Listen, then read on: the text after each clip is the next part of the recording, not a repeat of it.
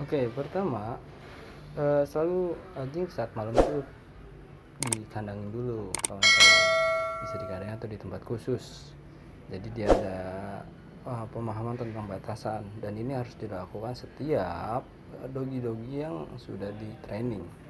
Karena misalnya dia baru pulang dari sebuah pelatihan atau training, mereka biasa diajarin tentang kepatuhan, maka di sana pun harus kepatuhan untuk pemahaman. Nah, langsung kita arahin nih ke tempat training atau pipis, biar dia langsung pipis, jadi nggak sembarangan.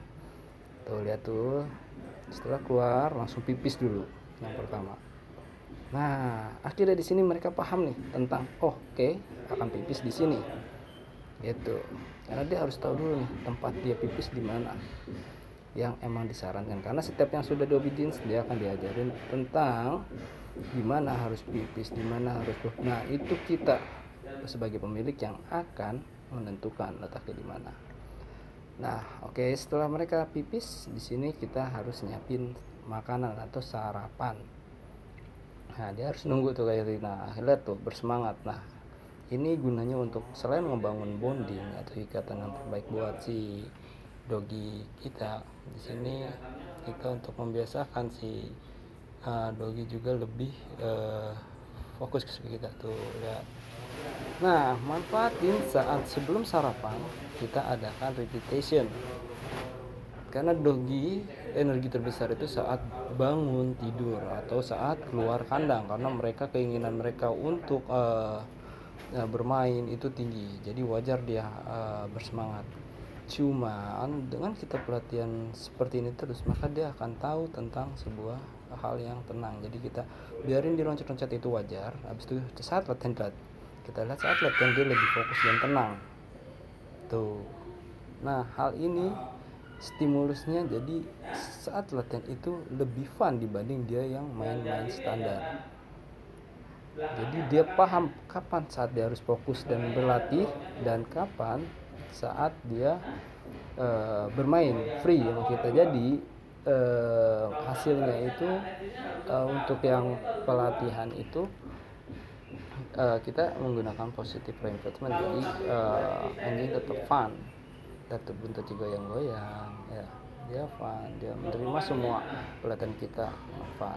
Nah, setelah repetition pengingat, langsung aja kita kasih ya. Jadi sebelum makan full kita repetition dulu, baru dia makan full ya.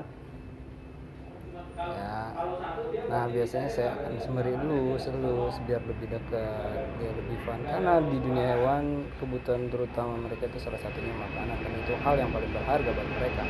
Visit, kita atur, kita latih iseng-iseng bibit, jadi dia benar-benar lebih terarah. Oke. Karena energi mereka besar kawan-kawan setelah dari kandang.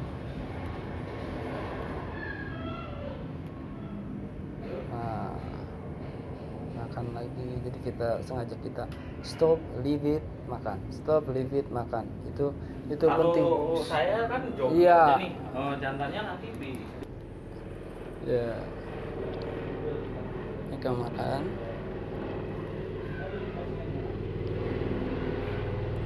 Oke. Nah, di sini ada pilihan ya, bisa kita menggunakan pad buat pipis, tempat khusus pipis, atau misalnya kita mau bawa jalan biar pipis di luar dan di luar juga bisa. Nah, kalau buat yang housing, yang di rumahan aja gitu loh, yang mungkin tinggal di apartemen, yang ibaratnya kita nggak mau keluar atau kita lagi nggak sempet, itu alangkah baiknya dilatih yang pet dan di luar. Jadi saat mungkin ada waktu atau kita lagi libur kerja, kita bisa ajar mereka untuk pipis di luar atau pup di luar, kita sembari jalan. Nah, saat kita lagi banyak pekerjaan, bisa juga kita ajarin mereka ke pet. Nah, biasanya untuk agar bisa dua rutinitas itu, di sini saya setelah makan saya keluarkan mereka sekedar di teras untuk berkeliling.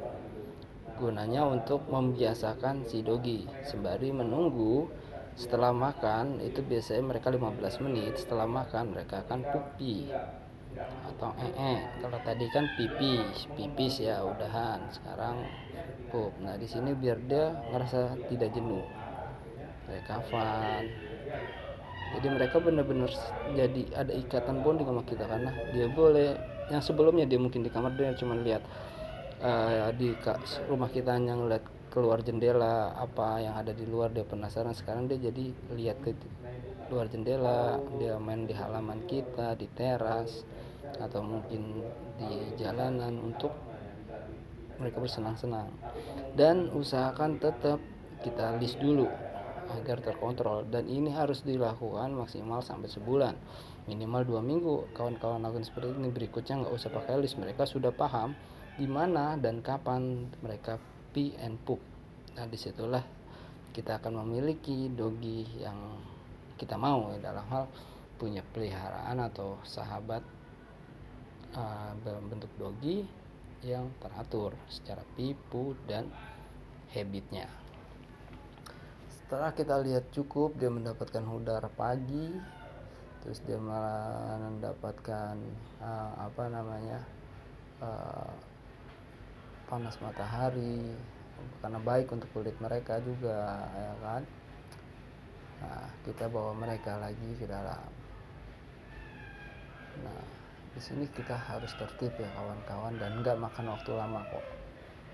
Nah kita ajak, dan saatnya kita suruh pu atau Oke, kita lihat di sini kita sebut pu pu pu pu pu dan pu. Ya, Oke.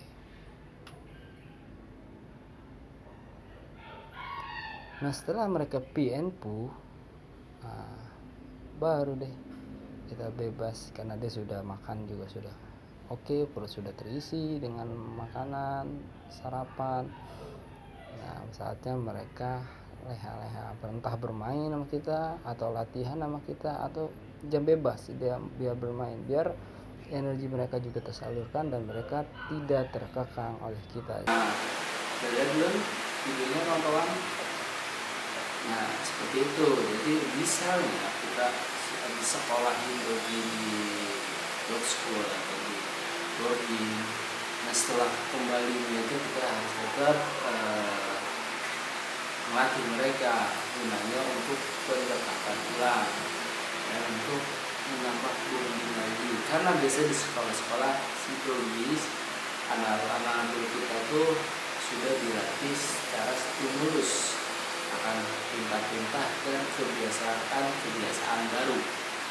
Nah, yang kedua, biasanya itu di sekolah-sekolah itu nanti pas selesainya kawan-kawan akan diberikan laporan. Nah, kalau di sini kita menggunakan buku laporannya seperti ini, itu kayak report atau raport, dimana di sini ada data pemilih, data anjing, terus di sini ada masalah-masalah yang sebelumnya terjadi gitu ya. Dan kemampuan dasar mereka, seperti misalnya program apa yang diambil, misalnya basic obedience. Nanti di sini kita bisa lihat kemampuannya. Dan nanti kawan-kawan pun biasa ada di sini ada medical check-up.